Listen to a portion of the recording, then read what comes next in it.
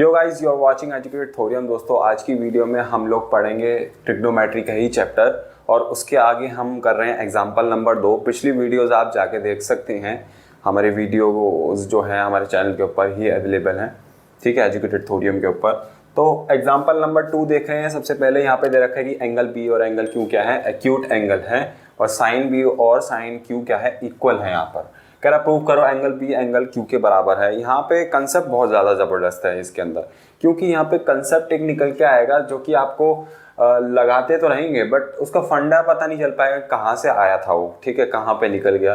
तो वही हम देखने वाले हैं इस एग्जाम्पल के अंदर। ध्यान से देखिएगा, थोड़ा पढ़ाने का तरीका अलग है मेरा, ठीक है।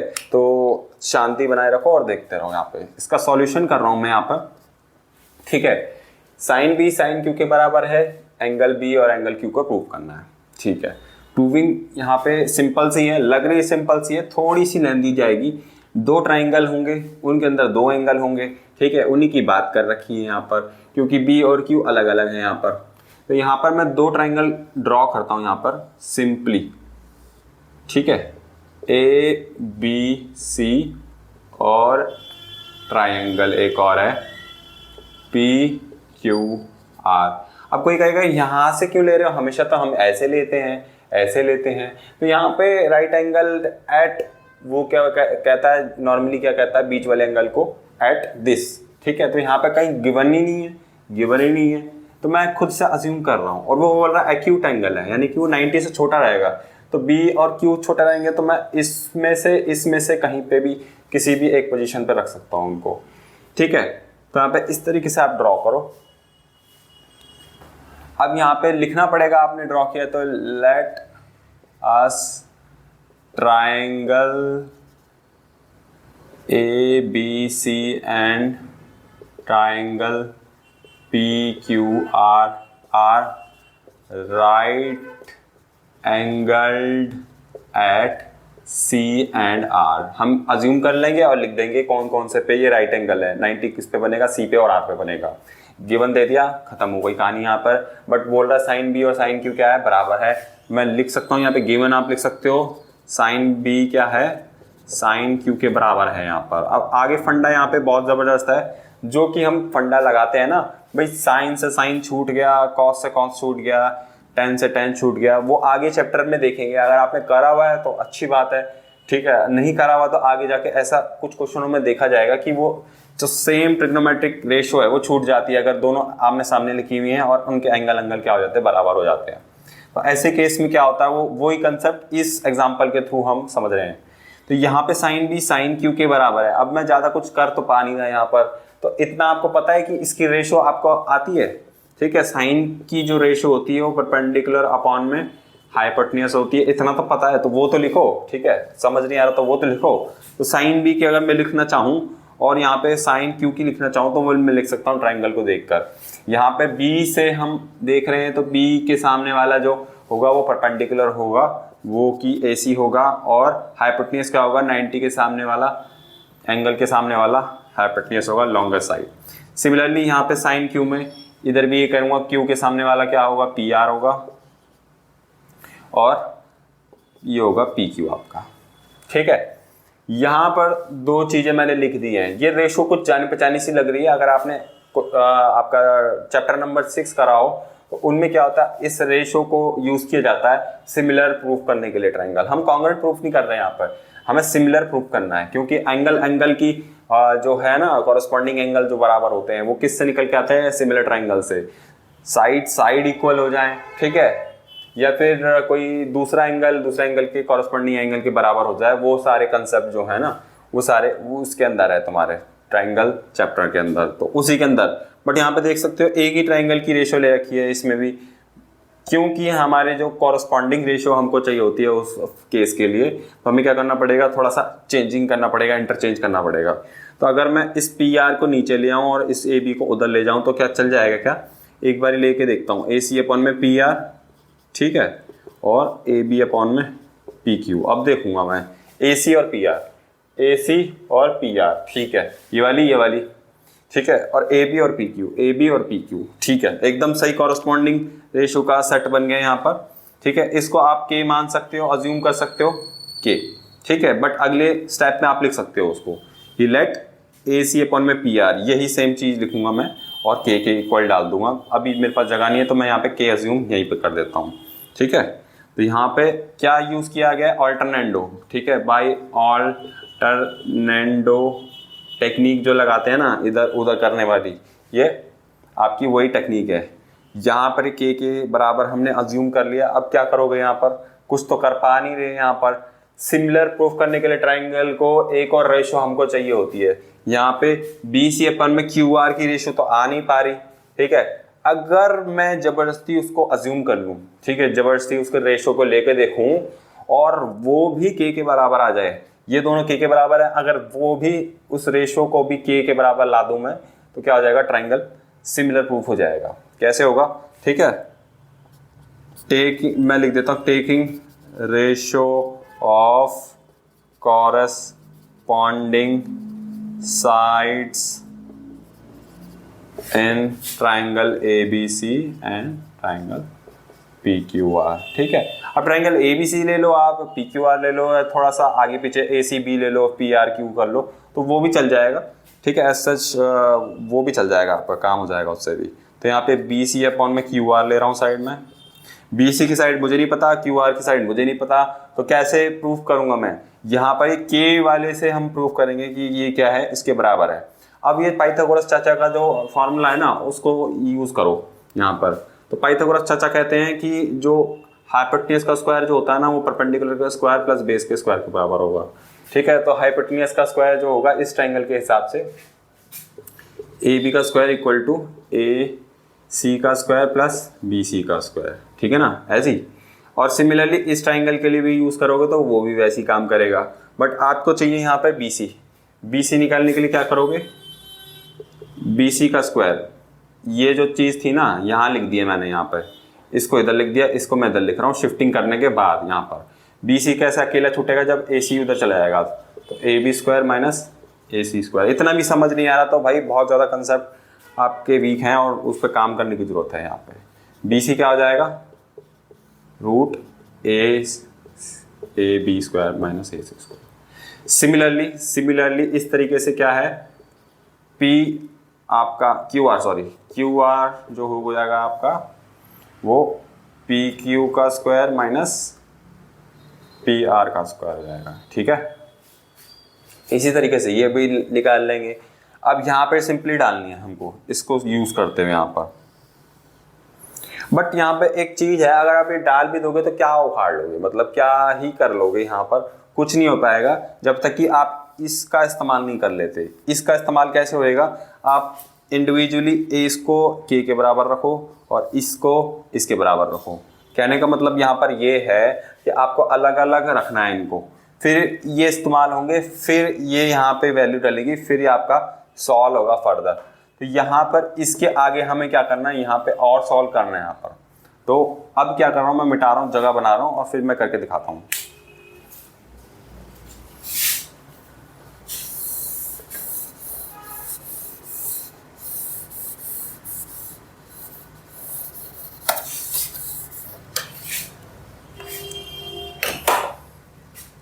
अब यहाँ पे इसको देखो, इसका इस्तेमाल कर रहा हूँ मैं, AC अपॉन में PR इक्वल टू K है और साथ के साथ एंड AB अपॉन में PQ जो है वो भी K के बराबर है।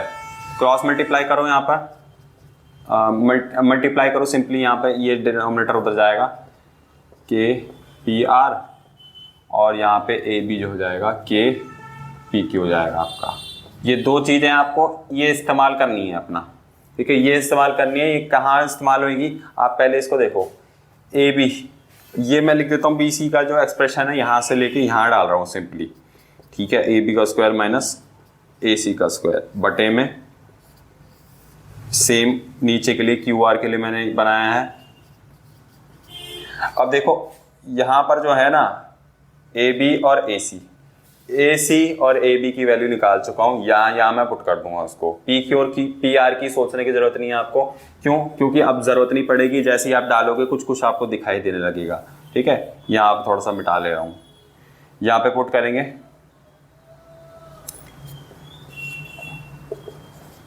ठीक है, इसके नीचे से हम सॉल्व करेंगे फ्रॉम फर्स्ट एंड सेकंड, क्या होगा बी सी अपॉन में क्यू आर किसके बराबर हो जाएगा, ए बी की वैल्यू डालो, ए बी की वैल्यू क्या दिख रही है, के पी क्यू, तो के ए बी पे स्क्वायर है तो के पी क्यू पे स्क्वायर रहेगा, ठीक है, माइनस ए सी की वैल्यू के पी आर पे स्क्वायर रहेगा, नीचे क्या है रूट का पी क्यू का स्क्वायर माइनस पी आर का स्क्वायर।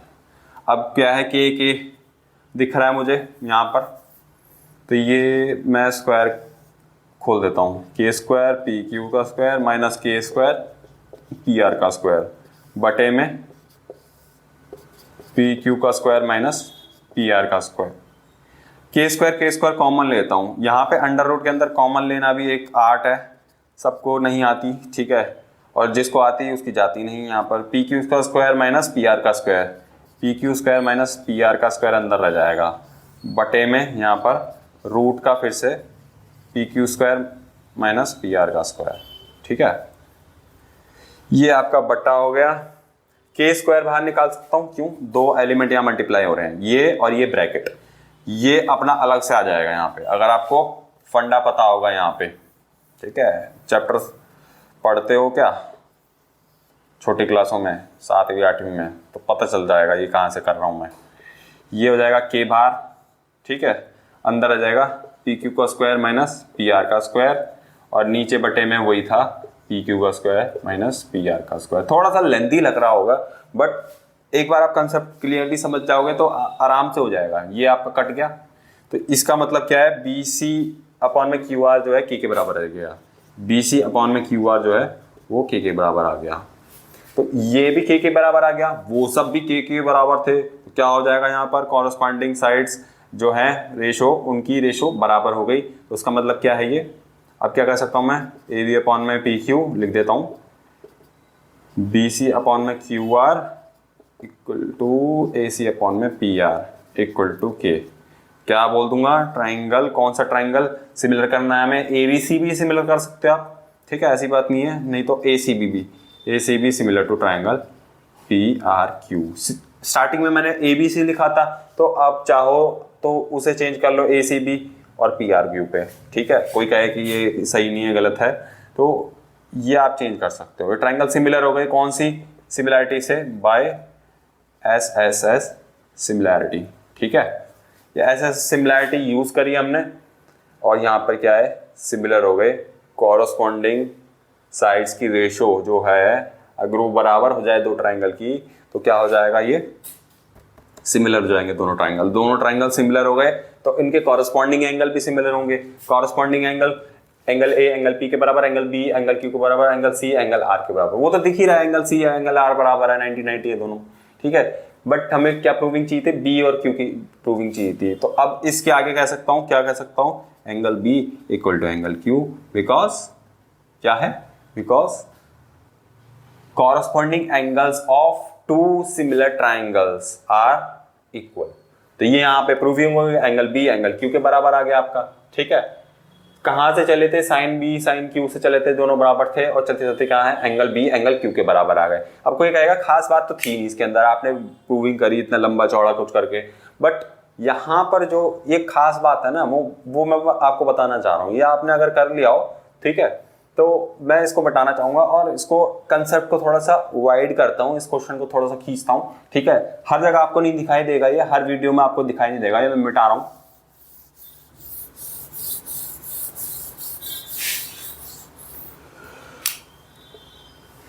तो कंसेप्ट ये कहता है, इससे जैसे कि हमने साइन बी और साइन क्यू के बराबर लिया और उसकी प्रूविंग आई बी और क्यू, यानी कि साइन बी और जो साइन क्यू है उसका साइन साइन छूट गया, बी और क्यू बराबर आ गए यहाँ पे। तो ये छूटने का जो हम हमेशा बोलते हैं ना, वो ऐसे ही चल के होगा। ये पूरी प्रूविंग हर क्वेश्चन में तो नहीं दे सकते हम, तो हमने क्या है, एक छोटा सा एग्जांपल बना के वो कंसेप्ट को समझ लिया है। उसके बाद जब हम यूज करेंगे तो sine B sine Q, sine sine छूट जाएगा, बी और क्यू बराबर आ जाएगा। इसी तरह से कोई बोले कॉसेक ए कॉसेक पी, ठीक है, तो कॉसेक कॉसेक छूट गया, ए और पी बराबर आ गया यहाँ पे। ऐसा जरूरी नहीं है कि साइन का मैंने कॉसेक ले लिया, रिलेशन है तो इसलिए प्रूविंग हो गई। आप टैन कर लो, tan theta equal to tan alpha, ठीक है, tan छूट जाएगा, थीटा और अल्फा बराबर आ जाएंगे। तो वो ये सारी जो चीज़ आ रही है ना वो इसी एग्जाम्पल से आ रही है, और वो कोई ध्यान देता नहीं है। तो क्या होता है कि कंसेप्ट बस रह जाता है, कहीं दबा पड़ा रह जाता है किताब के अंदर। तो बेसिकली मैं चाहता हूँ इस एग्जाम्पल के थ्रू, इस वीडियो के थ्रू, हमारे चैनल के थ्रू, कि हम क्या चाह रहे हैं कि जो बच्चा है ना कंसेप्ट पे ज़्यादा ध्यान दे। कंसेप्ट उसके काम आते हैं ज़िंदगी भर, ठीक है। ये रटाना कुछ काम नहीं आएगा, भूल जाएगा 1-2 साल बाद, ठीक है, करते करते फिर याद भी नहीं रहेगा, कुछ यूज़ भी नहीं पड़ेगा। बट कंसेप्ट जो कहाँ से निकल के आता है ना, वो दिमाग का खेल है वो सारा, ठीक है। दिमाग अगर उसे समझ पाए ना तो जो प्रॉब्लम्स होती हैं ज़िंदगी की वो भी आप थोड़ा डीपली समझ पाएंगे उस चीज़ को, ठीक है ना। तो thank you so much video देखने के लिए। इस वीडियो के थ्रू मैंने यही समझाने की कोशिश की। वीडियो आपको अच्छी लगती है तो लाइक कर देना, चैनल को सब्सक्राइब करना पड़ेगा, ठीक है, वीडियो को शेयर करना पड़ेगा, तब जाके रीच बढ़ेगी। चैनल पे सब्सक्राइबर बहुत ज़्यादा कम है क्योंकि इतनी रीच नहीं हो पाती। बहुत सारे यूट्यूबर्स ने पहले ही वीडियो डाल रखी है, उनकी सर्च में वीडियो पहले ही आती है, ठीक है। मैं चाह रहा हूँ कि ये वीडियो भी ज़्यादा से ज़्यादा शेयर हो। अगर ये वीडियो अच्छी बनी है या इम्प्रूवमेंट करूँ मैं अपने में, तो कमेंट भी कर सकते हैं आप, नीचे कमेंट में लिख सकते हैं जो आप चाहिए, मैं यहाँ पे वीडियो बना के दूंगा आपको, ठीक है ना। तो और साथ के साथ अगर किसी को कोई कन्फ्यूजन भी है तो मैंने कंसल्टिंग भी शुरू कर रखी है। तो एजुकेशन कंसल्टिंग है, बेसिकली क्या है उसके अंदर, जिसको भी अगर कोई प्रॉब्लम आ रही है, मान लो किसी बच्चे को कोई प्रॉब्लम है, ठीक है, कंसेप्ट को लेकर, या फिर आपको मैथ सब्जेक्ट ही पसंद नहीं है उसके हिसाब से, तो क्या है उसके लिए कोई समझाने के लिए कोई बंदा चाहिए, ठीक है। अब वो जो सलाह है वो कहाँ से ले, ठीक है, वो कहीं से सलाह ले नहीं पा रहा। तो आप अगर चाहें तो खुल के मेरे साथ अपनी जो है ना प्रॉब्लम शेयर कर सकते हैं, मैं आपको सलाह दूंगा, ठीक है, कंसल्टिंग दूंगा। बेसिक कंसल्टिंग है, इसमें अभी बस जस्ट शुरू ही की है, और फी भी बहुत नॉमिनल है, ज़्यादा नहीं है कुछ भी। तो आप चेक कर लेना, डिस्क्रिप्शन बॉक्स में दिया रहेगा। तो अगर आपको कनेक्ट करना है तो आप कर सकते हैं। साथ के साथ ट्यूटर्स के लिए भी है, जो अगर आप सोच रहे हैं कि ट्यूटर का काम शुरू करूं, या फिर मैंने कर रखा है बट इतना इम्प्रूवमेंट असर नहीं पड़ता, बच्चे आते रहते जाते रहते हैं मेरे, तो या फिर कंसेप्ट नहीं समझ पाते, पढ़ाता हूं तो बस ऐसे ही रिजल्ट ज़्यादा नहीं आता, तो वो कुछ खास कारण होते हैं आपके, तो वो आप कंसल्ट करेंगे मुझसे तो शायद मैं आपकी मदद कर पाऊँ, ठीक है। फीस भी कोई ज़्यादा नहीं है कि ऐसा कोई ज़्यादा फीस ले ली, ठीक है, कुछ कभी बताया भी नहीं, तो आपको कोई रिग्रेट नहीं होगा इतना, ठीक है। तो thank you so much video देखने के लिए। मिलते हैं किसी नेक्स्ट वीडियो में, तब तक के लिए टिल देन गुड बाय, निकलता हूँ।